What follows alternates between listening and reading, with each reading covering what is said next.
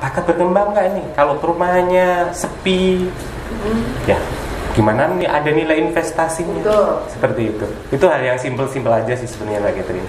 Oke, itu aja sih. Nanti kita akan bahas tentang masalah promo-promo menarik pokoknya dari Daun Karya. Tapi setelah ini kita akan bahas yang itu. Kita tahan dulu karena para kaum milenial biasanya Pak Mar suka sama sesuatu yang berbau promo, ya kan? Berbau diskon.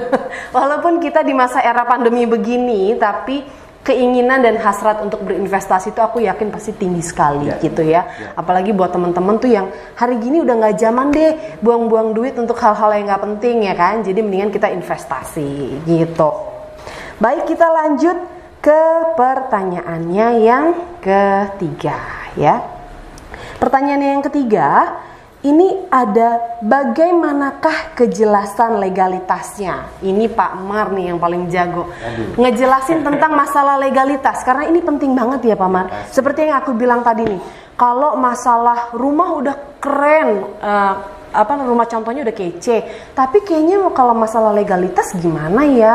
Ini legalitasnya bener nggak sih? Karena kita kan mempercayakan bentuk nilai uang yang lumayan besar gitu. Kalau legalitasnya juga nggak jelas, kayaknya agak ragu untuk berinvestasi kan Pak Mar gitu. Nah, coba bagaimana kalau dari PT Daun Karya menjelaskan tentang legalitasnya?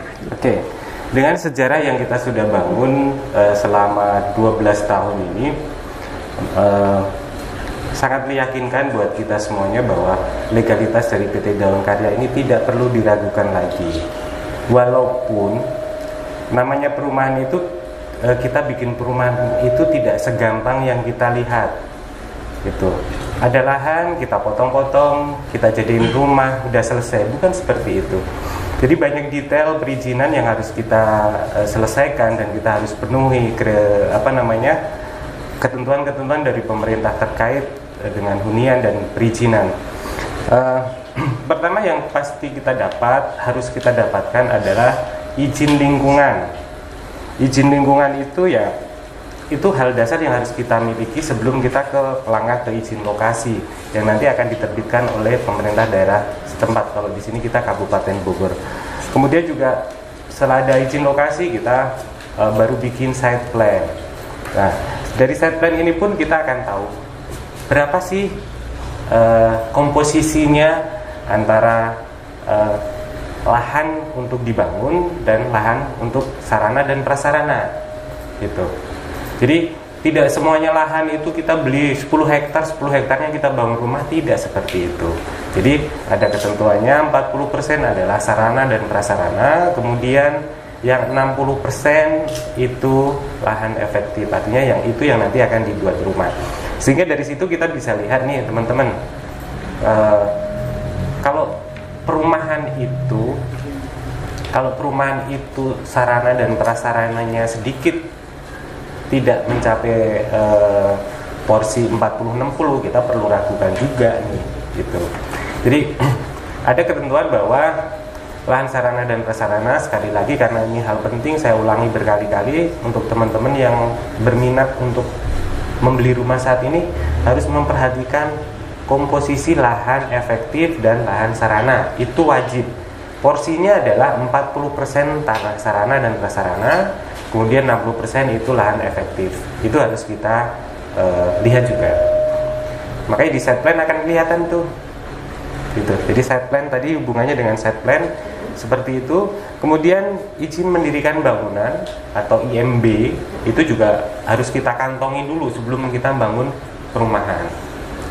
Kemudian ada sertifikat induknya juga, harus clear dulu nih. Sertifikat induk clear, kita baru bisa ngebangun. Kemudian ada namanya UKL, UPL, dari Upaya Pengelolaan Lingkungan Hidup atau dari Dinas Lingkungan Hidup. Artinya kita ngebangun itu atau kita berusaha untuk membuat suatu proyek perumahan, itu tetap dampak lingkungan tetap kita perhatikan. Jadi itu beberapa detail beberapa detail dari legalitas dari suatu perumahan yang harus dipenuhi. Dan sebagai pembelajaran kita semuanya bahwa tidak membangun rumah itu tidak sesimpel yang kita bayangkan, tetapi banyak faktor yang detail-detail perizinan yang kita harus jalankan dan kita penuhi untuk bisa membangun suatu proyek. Jadi itu bisa menjadi teman-teman bisa melihat nih, rumahnya oke. Menjadi satu nilai penting gitu ya, untuk nilai sebuah developer ini berkualitas, berbobot atau tidak gitu ya Pak ya. Salah satunya itu. Jadi kalau rumahnya luas, sarana prasarananya nggak ada.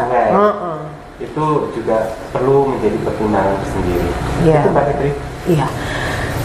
Begitu teman-teman milenial. Jadi pembahasan tadi yang sudah dijelaskan oleh Pak Marsudi ini menurut aku sih sudah cukup jelas sekali ya. Jadi mungkin teman-teman bisa screen capture juga tadi poin-poin penting yang dijelaskan sama Pak Marsudi. Jadi tentang izin lingkungan, izin lokasi, site plan, IMB induk, sertifikasi induk, UKL dan UPL. Nah, ini poin-poin penting yang harus kita cross check dulu mengenai tentang legalitas perumahan itu sendiri sebelum kita menentukan untuk berinvestasi di mana gitu. Sebelum kita masuk ke pertanyaan yang berikutnya, kalau aku mau tanya sama Mas Randy, gimana nih Mas? Kita udah sampai 3 pertanyaan ya kan? Ini mewakili dari kaum milenial. Dari apa yang sudah dijelaskan sama Pak Marsudi dan juga Mas Rizky, kira-kira di mata Mas Randy, bagaimana sih nih PT Daun Karya sejauh ini 12 tahun